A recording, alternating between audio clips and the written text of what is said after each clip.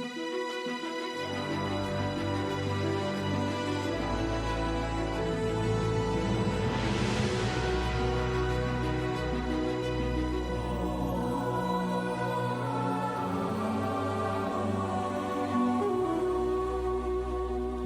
to the Romans 911 Project podcast, where stepping into the reconnection in the one new man and the fullness of John 17 love and unity is becoming a reality. In each episode, join Grant Berry to drill down deeper into this reconnection and alignment message and the final reforms for the ecclesia, for the church. As we will discover, the reconnection becomes a power key to open the door to God's end-time plans, to help restore the family of God for the preparation of the bride, the last great harvest, and Israel's salvation, all of which will lead to the Lord's return. The reconnection message has end-time consequences for us all. Here's Grant. If we want the fire, we have to reconnect the wire. Beloved, we have spent the last 80 plus podcasts introducing and promoting the reconnection message. This is a tie-in to Reconnection Mandate Directive number 1, where we would really understand this message and its significance during this day of Israel's awakening. We are going to make a transition now into the legs and a face. And what does that mean? Putting legs and a face to this message. There are many great books written about the one new man, introducing it to us, but little has been written to put flesh to this message. What will it look like in the church as the church and the messianic bodies come together, as the church in the nations come together with the believing body, the remnant of Israel in the land? And so I really hope that you enjoy these next conversations as we dialogue on what the reconnection is, what it will look like, adjustments and modifications to be made to the entire church, both here and in Israel, and then additional adjustments for those churches in the parts of the world that are connected to more heavily populated Jewish areas. So, beloved, I hope that you enjoy these podcasts, and just want to encourage you always to reach out to us with your questions and comments, and go on the Reconnecting Ministries website at romans911.org. May the God of Israel richly bless you. Lots of love to you in Yeshua. Beloved, we're continuing to lay the foundation for the legs and the face, what this reconnection and alignment in the body, in the family of God, in the church, connected back with Israel, is going to look like in these days. And a significant piece of this is to understand that God's children from the nations, the Gentile branches, if you like, in the olive tree, actually represent Israel's commonwealth. Remember, Revelation chapter 5, 9 and 10, the Lord has called priests, a kingdom of priests from every tribe and nation to rule and reign. And of course, as Yeshua returns to Jerusalem, give Jerusalem no rest until it becomes a praise in all of the earth. The government will go out from Jerusalem, from Israel, into the nations. And those of us connected to the Lord will be his priests and representative throughout the nations. And this is why the Apostle Paul uses the word commonwealth in Ephesians 2. And of course, now, as we come back together with Jewish believers in the one new man, this restoration, this transaction between us is necessary not only to enable Christians to more effectively love and pray and reach the Jewish people, but also to fulfill their role to help prepare the church for a messianic kingdom here on the earth when Yeshua returns. Let me read you Ephesians chapter 2, verse 12. And I'll start in verse 11. This is before the gospel went out to God's children in the nations. Wherefore, remember that ye, and I'm actually reading from the King James Version, that ye being in time past Gentiles in the flesh, who are called uncircumcision by that which is called circumcision in the flesh, made by hands, that at that time you were without Mashiach, without Christ, being aliens from the commonwealth of Israel and strangers from the covenants of promise, having no hope and without God in the world. But now, in Messiah Yeshua, in Christ Jesus, ye who sometimes were far off are made nigh by the blood of Mashiach, by the blood of Christ. As we know, he is our peace, who's made both one, that's Jew and Gentile, and have broken down the middle wall of partition between us, having abolished in his flesh the enmity, even the law of commandments contained in ordinances. This is not the whole of the Old Testament.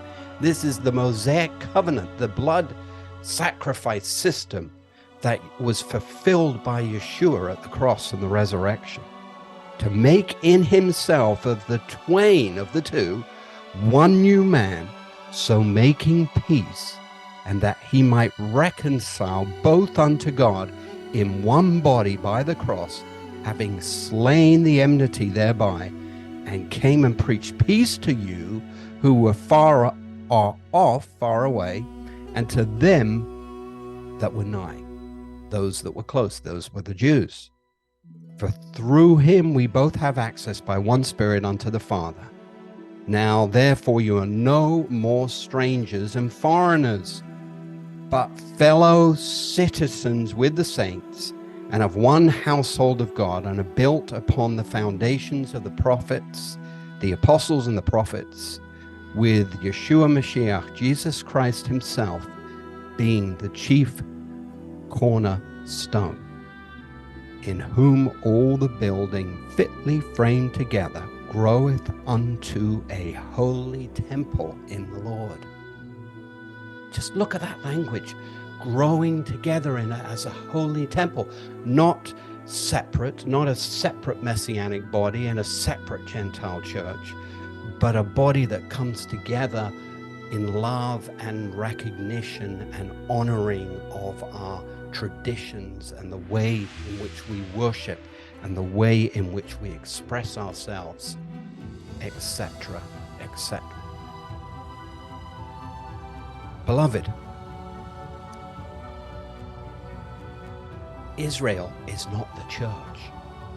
The church is Israel. And this is one of the biggest differences between the way Messianic believers and Christians look at the church in Israel. As from a Messianic perspective, we see that the church is Israel. But of course, there's great complexities in this, in how this has been lived out through the centuries and from the time of the cross up until the modern day. But we have to look at Israel by faith. We have to look at how the scriptures incorporate or reincorporate believing Jews, believing Israel back into the equation, to be grafted back into their own olive tree, according as it says in Romans 11. And it's really important for us to have an Israeli type lens here, because the fullness of Israel includes all of God's children from the nations and all of Israel that will be saved. And this is what we now need to focus on, because, beloved, we can't come into our inheritance until Israel is properly restored.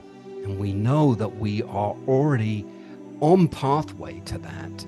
And Israel and the Jewish people are tracking towards that. But what we haven't realized is that we have a most significant role to play in the fulfillment of this transaction.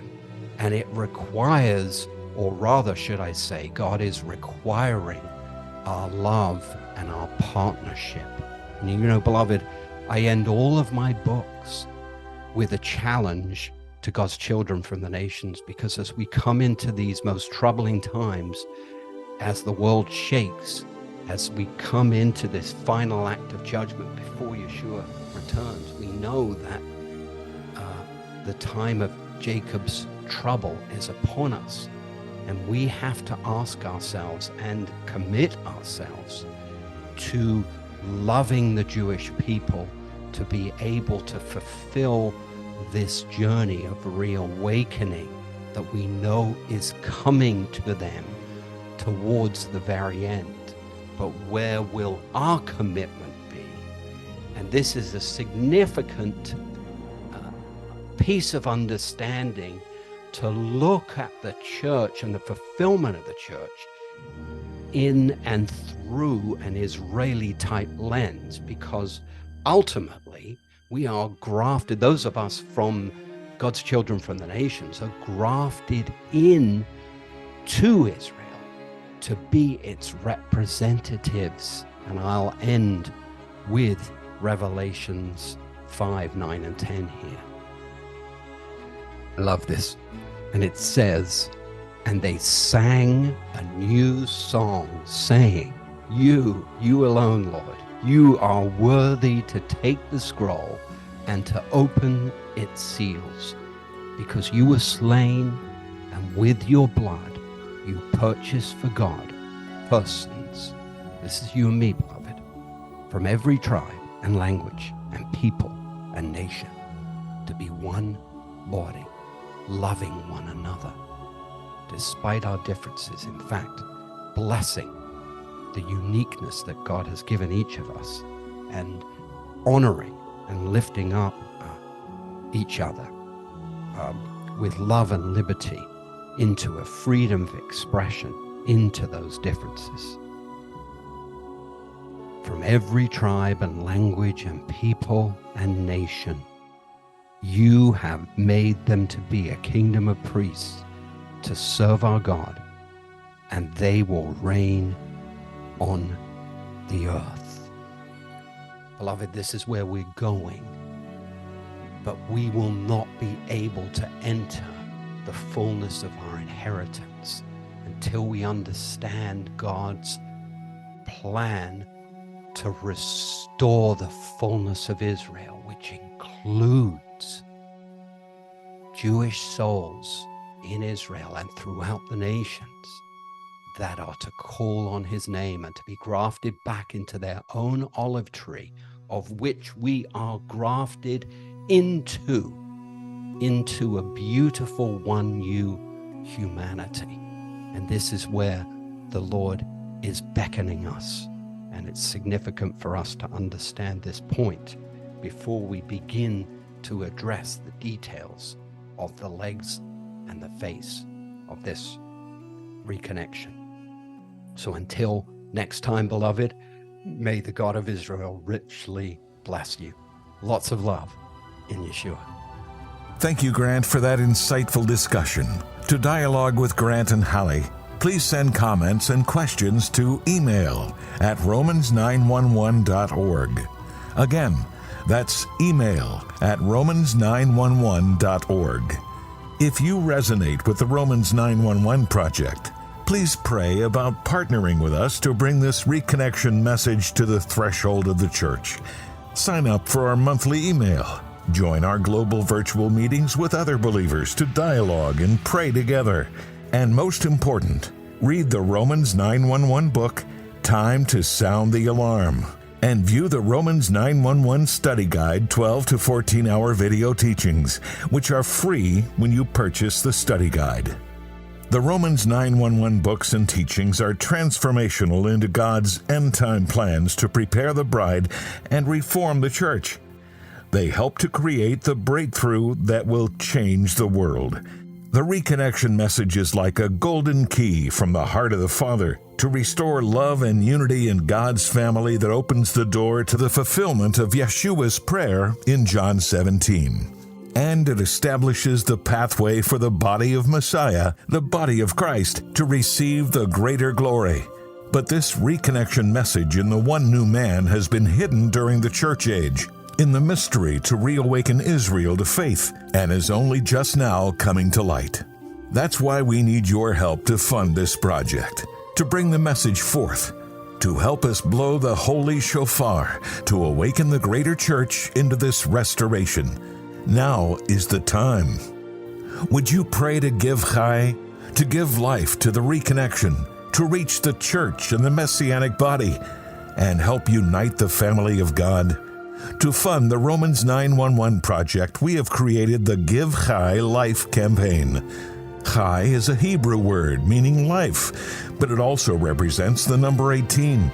And for just one chai, $18 a month, you can make a difference. Please be prayerful about this. We can't do this without precious saints like yourself who are beginning to get this revelation to help us bring this message before the church.